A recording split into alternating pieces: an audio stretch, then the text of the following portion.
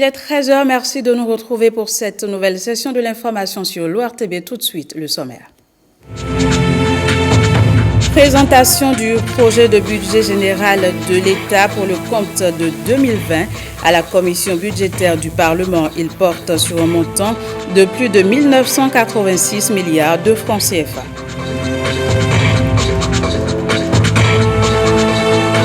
Toujours au menu de ce 13h, rentrée politique du bloc républicain. Sympathisants et partisans du parti ont tenu un rendez-vous pour mobiliser plus de femmes.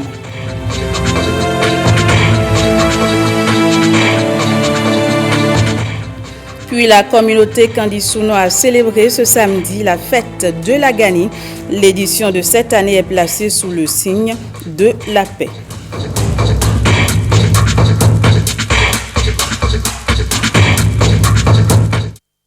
À nouveau, bienvenue.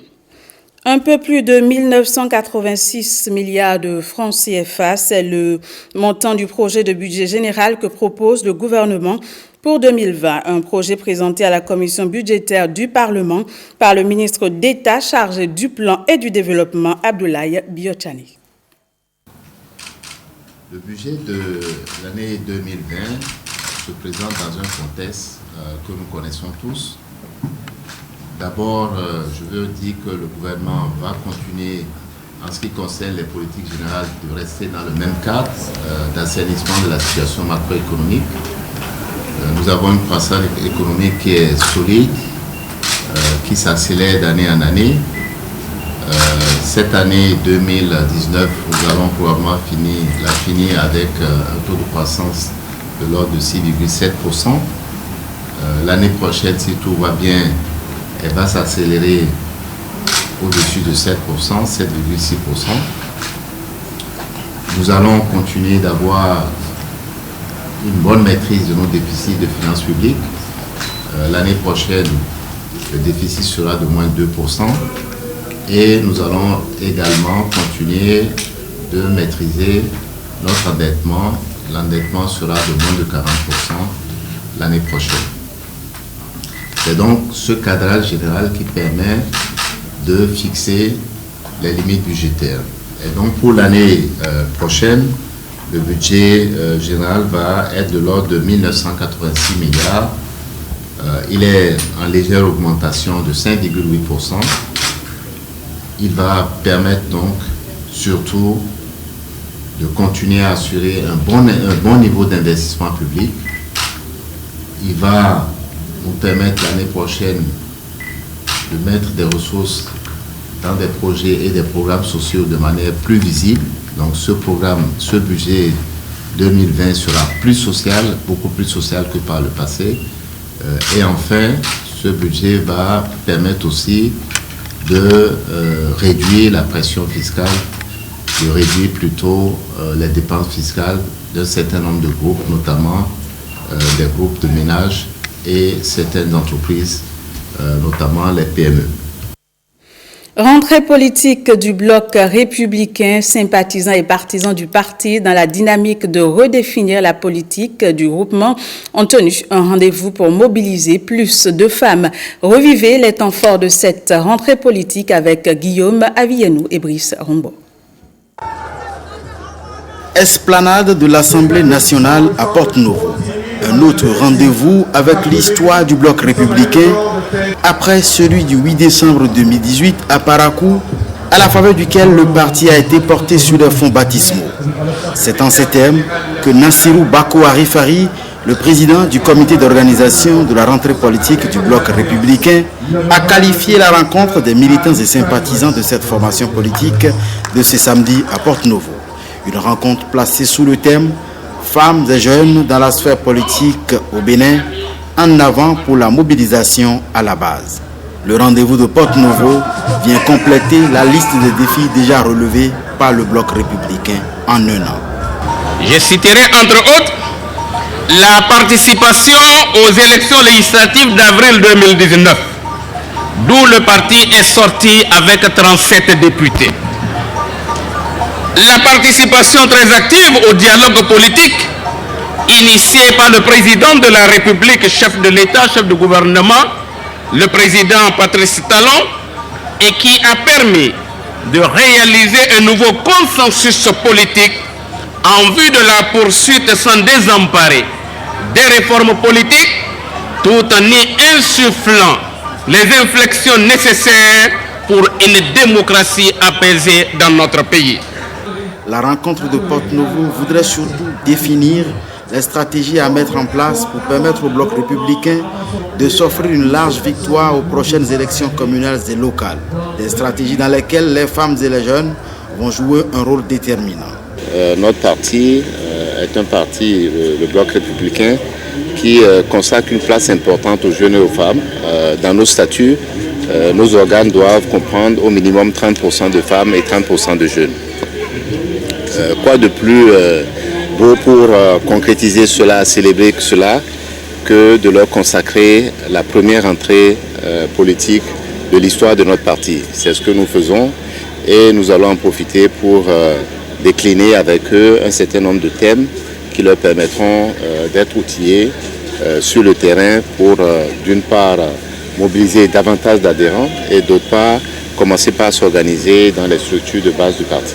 Le ministre d'État vient confirmer le fait que de tous les partis politiques au Bénin aujourd'hui, depuis la réforme du système partisan, c'est le bloc républicain qui a le plus de femmes à l'Assemblée. Donc c'est la preuve que le bloc républicain très tôt a déjà pris sa vision en précisant que c'est un parti de jeunes et de femmes. Et quand nous regardons nos pays africains, la composition d'ADA, c'est la grande partie des femmes et puis des jeunes. Donc on ne peut normalement pas élire, on ne peut normalement pas faire de la politique sans ces deux couches prépondérantes et le bloc républicain a compris l'enjeu. Aujourd'hui, c'est le moment de réaffirmer ces valeurs qui sont chères au parti bloc républicain, que en tant que membre fondatrice, évidemment, je porte fièrement. Cette rentrée politique sonne donc comme le point de départ de la grande mobilisation des Républicains pour la conquête des 77 sièges des conseils communaux du pays dans les prochains mois. Autre information de ce 13h, inauguration du consulat honoraire du Royaume de Norvège près le Bénin. Ce poste consulaire a pour mission de faciliter la tâche aux ressortissants norvégiens résidant au Bénin ainsi qu'aux Béninois qui désirent se rendre en Norvège. Norbert Copin est d'or pour le compte rendu. C'est dans une ambiance festive que le consulat honoraire du Royaume de Norvège près le Bénin a vu le jour. Après une coopération bilatérale nourrie entre la République du Bénin et le Royaume de Norvège, cette représentation vient à point nommé renforcer les relations entre ces deux pays. Il y a une longue histoire depuis les années 70 entre le Royaume de Norvège et la République du Bénin. Cette histoire a connu des moments forts, particulièrement ces 3 dernières années où il y a eu un renforcement de la coopération bilatérale. C'est ainsi que la décision d'établir le consulat a été prise et je compte sur le consul du Bénin pour nous confirmer ce choix. Les rênes de ce consulat sont confiées à Madame Huguette Bokwe Nyakadja, désormais consul du Royaume de Norvège près le Bénin. J'ai l'insigne honneur, au nom du ministre des Affaires étrangères et de la coopération, de présenter mes chaleureuses et vives félicitations à Madame Huguette Bokwe Nyakadja pour sa brillante nomination aux fonctions de consul honoraire du Royaume de Norvège à Cotonou.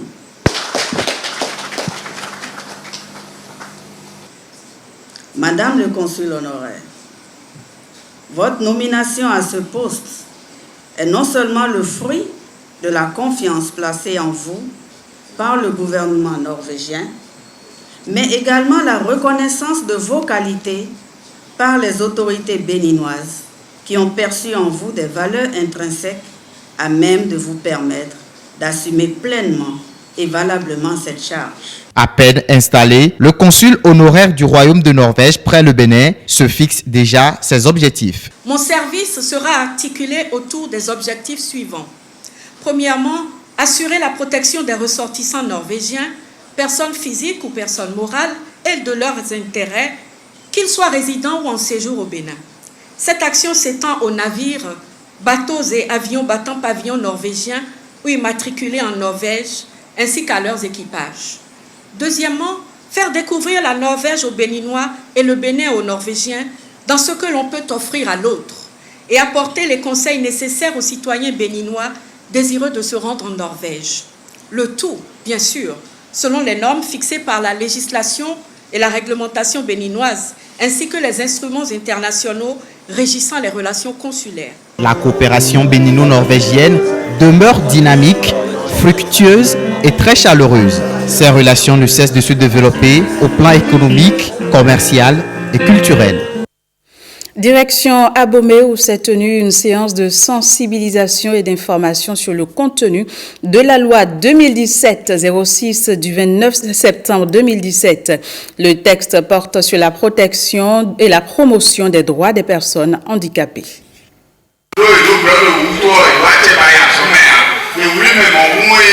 Les droits des personnes handicapées à l'honneur à Abomey, dans le but d'améliorer substantiellement la situation des personnes handicapées en leur assurant la pleine et égale jouissance de tous les droits de l'homme et libertés fondamentales, le président Patrice Talon a prouvé son engagement. Il a promulgué la loi 2017-06 du 29 septembre 2017 portant protection et promotion des droits des personnes handicapées et dont le contenu est l'objet de cette sensibilisation. C'est une loi avec des dispositions qui touchent de façon transversale tous les secteurs dans le but d'améliorer les conditions de vie et d'offrir plus d'opportunités aux personnes vivant avec le handicap.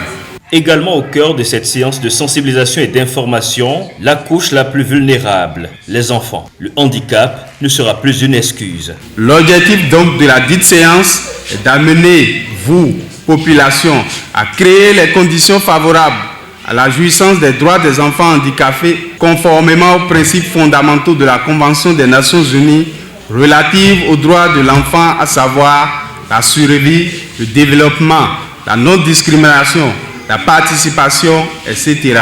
Il y a de grands bureaux, de grandes structures qui sont tenues par des personnes handicapées.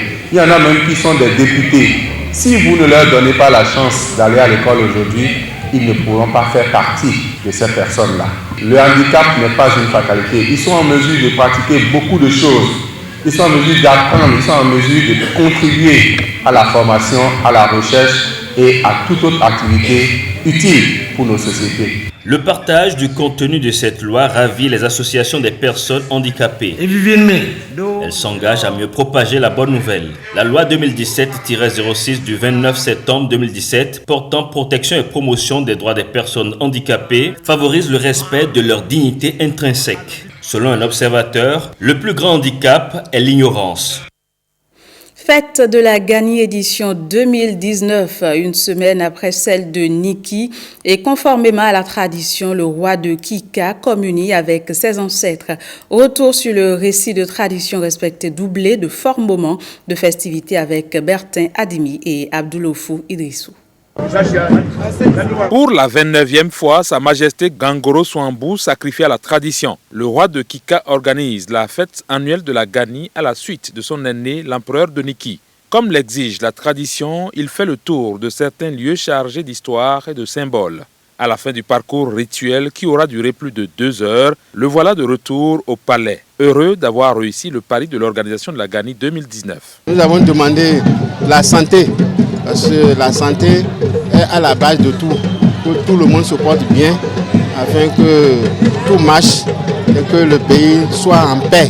Que tout ce qui est bon arrive au pays, que le malheur s'éloigne de nous, que la récolte soit bonne, que l'année soit heureuse, et pour le bonheur jaillisse. Nous sommes contents et nous demandons à la population la patience, parce que nous avons prié pour la nation. Profitant de ce grand rendez-vous culturel et cultuel, le roi de Kika formule des doléances à l'endroit du gouvernement au profit de ces sujets. Au père de la nation, Patrice Talon, de penser au développement de la localité de Kika, afin qu'on puisse bénéficier des infrastructures telles que les centres de santé, les établissements pour l'éducation des enfants. Bon, nous sommes à côté d'un fleuve, mais il y a des endroits où l'eau manque. Donc nous avons souhaité qu'il y ait des forages qu'on nous donne des pompes afin qu'on puisse avoir de l'eau en abondance parce que l'eau est source de vie. Il n'a pas échappé au secrétaire général du Haut Conseil des rois du Bénin de décerner un satisfecit à l'exécutif et au Parlement pour la prise en compte de la chefferie traditionnelle dans la Constitution. Je suis doublement fier parce que nous avons cherché depuis l'indépendance jusqu'à ce jour, au moins qu'une constitution puisse prendre en charge la royauté ou la chefferie traditionnelle. Ça n'a pas été fait. Cette fois-ci, c'est chose faite. Nous sommes heureux. Nous pensons que nous sommes devenus une institution. Et quand on dit une institution, ça veut dire qu'un règlement intérieur. Donc, à promulguer et à insérer au journal officiel, que cela soit un acte exécutoire. La célébration de la Gani à Kika, rendez-vous l'année prochaine pour la 30e édition, certainement plus riche et plus festive. Parlant toujours de la fête de la Gani, elle a également été célébrée par la communauté Kandisouno ce samedi. Cette année, elle est placée sous le signe de la paix. Plusieurs personnalités de la région y ont pris part. Reportage. Ce n'est pas une course de cheval, c'est bel et bien la fête de la Gani, la plus grande fête traditionnelle, culturelle et cultuelle de la communauté Kandisouno. Une société sans culture, c'est une société qui se perd. On ne peut pas construire sans le passé. Et je crois que c'est nos références. La culture est un des piliers du programme du chef de l'État. Et je crois que l'événement d'aujourd'hui est en train de le prouver. C'est une situation de satisfaction pour toute la population. On ne peut que s'en réjouir. Notre grandeur passe par la grandeur de notre culture. Donc nous sommes à tous les rendez-vous où il est question d'œuvrer pour le développement de la culture. Après l'acte 1 du parcours rituel, place est aux diverses prières. Je salue tout le monde pour que tout le monde reste en paix. Chaque année, une foule impressionnante se rue vers ce lieu sacré. Ici a lieu la démonstration de la danse du feu, la danse de Bukakaru, typique de la région des Kandisouno. Des chevaux qui, dans leur accoutrement, se relèvent fièrement en montrant leurs sabots aux commandes de leurs chevaliers. Signe de domination et de bravoure au rythme et son des griots. De quoi émerveiller des spectateurs qui savourent la prestation. Mes impressions sont les bonnes. Vous comprenez avec moi que cette fête-là, s'il n'existait pas, il fallait l'introduire dans nos cultures. C'est un moment de retrouvailles. Vous avez vu, tous les fils et filles, tous les cadres à différents niveaux de l'administration sont venus au reçu de leur présence cette fête. Le roi Sa Majesté Sakadjimi III vient de rentrer de son parcours rituel. Je pense que ce qui nous unisse dépasse ce qui nous divise. Une tradition qui se perpétue dans le temps. Les gardiens de cette culture reviennent de loin. C'est dans nos traditions que nous allons trouver les moyens de notre développement, parce que c'est en corrigeant ce qu'il y a de travers dedans et en innovant que nous allons pouvoir progresser. Et il nous faut marquer l'originalité de notre culture pour pouvoir marquer l'originalité de notre développement. L'effervescence bat son plein dans la ville. La fête se poursuit tard dans la nuit. Et la Gani promet encore des jours heureux. Même registre, on en parle très peu ou presque pas. Il s'agit de la Gani de la reine mère de Niki. Elle est célébrée tout juste une semaine après celle du Sinaboko, preuve que l'approche Jean préoccupe aussi le pouvoir traditionnel. Michel Dakou pour le point.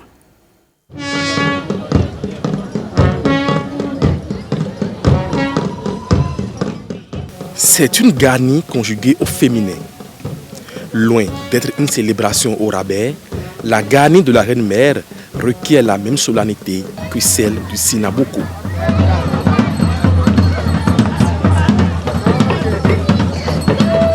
La preuve est que tout démarre par la sortie des tambours sacrés. La reine-mère, encore appelée Nyon Kongi, la voici. Elle reçoit même honneur que l'empereur. La Nyon Kongi, c'est une institution qui montre que dans la sphère culturelle Boho et Bariba, la femme est au cœur, au centre des prises de décision. Si vous vous référez aux charges de la Yonkogi, vous verrez qu'elle joue un rôle de représentation, un rôle culturel, et elle est la responsable de l'état civil au niveau donc des royaumes. Ici, pas de parcours rituel, certes, mais la cavalcade est au rendez-vous pour agrémenter la fête.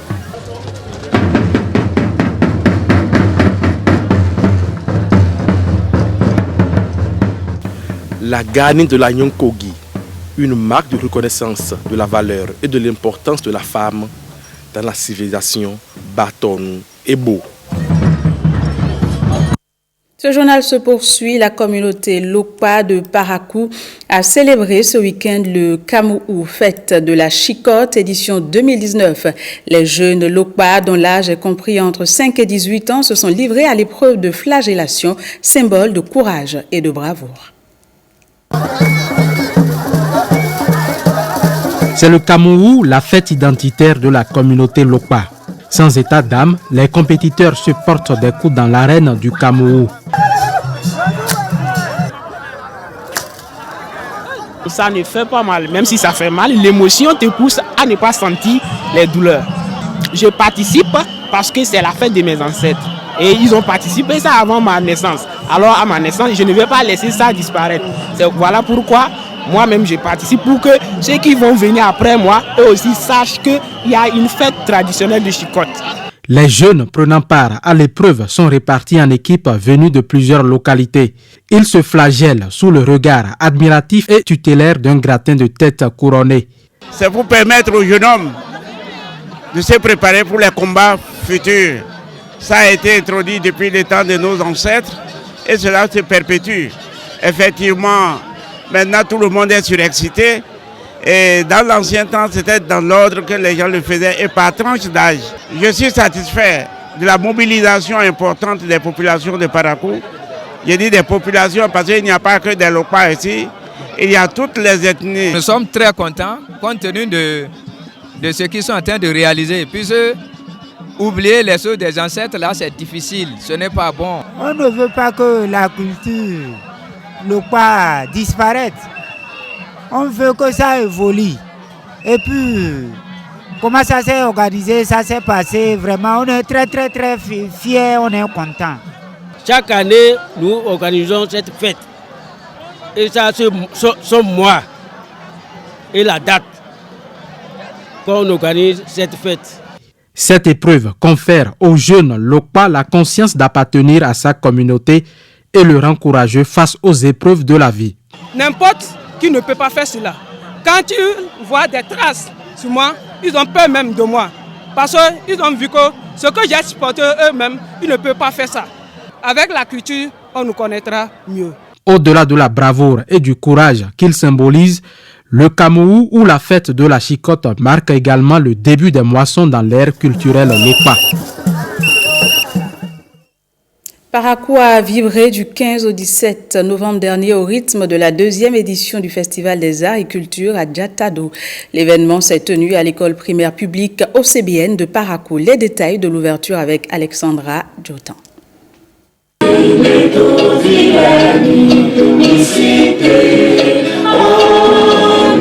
Pour la deuxième année consécutive, les peuples Adja, Peda, Aïzo, Fon, Kotafon, Minamahi, Adja et Sahwe, résidant dans le Septentrion, se donnent rendez-vous pour célébrer leur origine commune.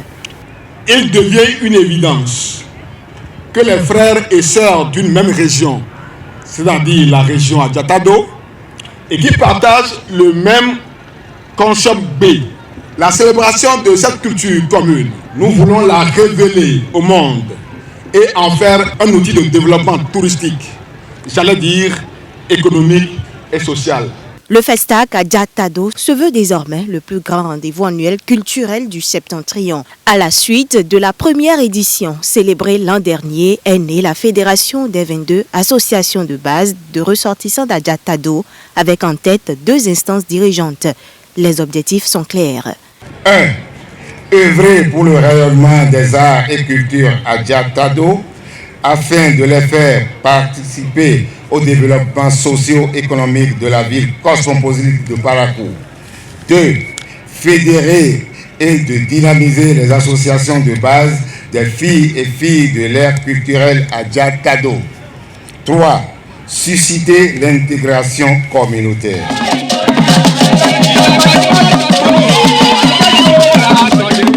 Une communauté détentrice d'une culture riche et variée. Chants, danses, tableaux artistiques et culinaires, tout y est. La tenue de cette deuxième édition est la mobilisation de plus en plus grande des peuples cibles autour de cet événement sont les preuves que ce festival a de beaux jours devant lui. Mesdames et messieurs, le Festac à Adjatado, en brillant de 1000 feux, fait rayonner notre ville. Et c'est cela qui explique l'implication de la mairie de Parakou aux côtés du comité d'organisation du festival. Le top est ainsi donné pour 2 jours de célébration culturelle en présence de plusieurs hôtes de marque. Puis le Centre des jeunes de Boycon a abrité ce samedi une conférence interreligieuse organisée autour du thème « La religion et la paix dans le monde ». C'est une initiative de la Jamaat islamique Ahmadiyya du Bénin. Ronald Robinson et Théodore Gandjeko. Boycon accueille les messages de paix que prône la communauté musulmane de la Jamaat islamique Ahmadiyya. Conscient des conséquences calamiteuses des violences, les responsables de cette communauté mènent depuis des années une campagne internationale à travers les médias visant la promotion des préceptes pacifiques de l'islam. La religion est placée au cœur des grands conflits que connaît actuellement le monde, alors qu'elle devrait être un élément clé du processus de paix. Il convient qu'elle soit alors replacée dans son rôle originel de protection de la dignité humaine afin d'éviter des guerres fratricides et des foyers de tension qui déciment des familles entières. Le thème retenu pour la présente conférence, la religion et la paix dans le monde, est d'une importance capitale. La paix, une denrée sans laquelle aucun développement n'est possible. Nous, leaders religieux, avons une grande responsabilité à participer au maintien de la paix. Lors de ces interventions, Sa Sainteté, le 5e calife, chef suprême mondial de la Jamaat islamique Ahmadiyya, a rappelé que pour éviter les désastres, toutes les nations doivent faire de l'équité une condition absolue dans leurs relations mutuelles. Les résultats encourageants de ces colloques interreligieux réconfortent ces responsables musulmans dans la poursuite du dialogue pour la paix. Présent à cette rencontre, l'honorable Boniface Yahweh Thomain témoigne des actes pacifiques vécus et qui l'ont touché. Dans mon village, on est en train de construire une église depuis 25 ans. Le cardinal Cantin a posé la première pierre depuis 25 ans.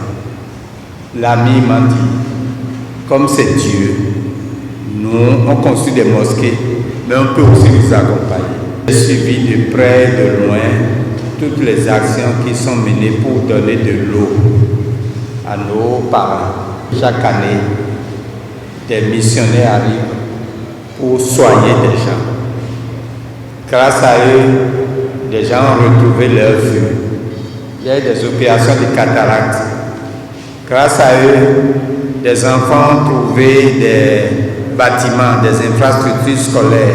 La Jamaat islamique Ahmadiyya est une organisation internationale musulmane dont le siège mondial se trouve à Londres en Grande-Bretagne et qui œuvre pour la paix et le bien-être des populations dans le monde.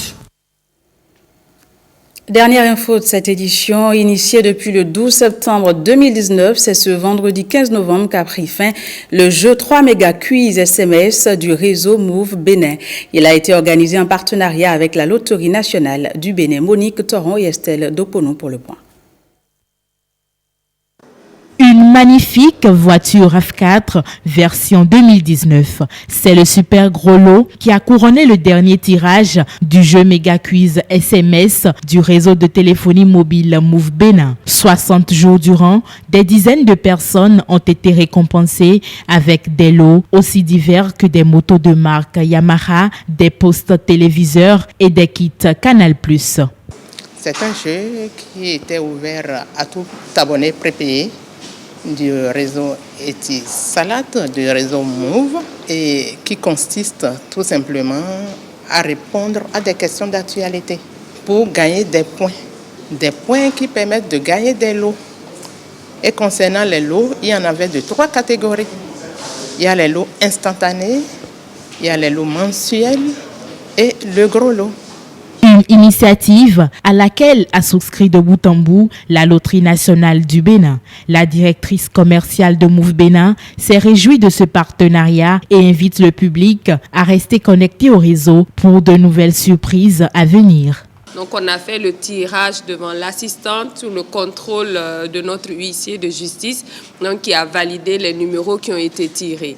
Merci à tous, merci pour votre présence et puis nous encourageons nos abonnés bien entendu à rester sur le réseau Move, à continuer à consommer bien entendu et il y a encore de belles surprises qui arrivent. Les gagnants du jeu méga quiz SMS joints par téléphone ont exprimé leur joie. La remise officielle des lots aura lieu dans les jours à venir. Voilà, ainsi s'achève ce journal. Merci de l'avoir suivi. Au revoir et à très bientôt.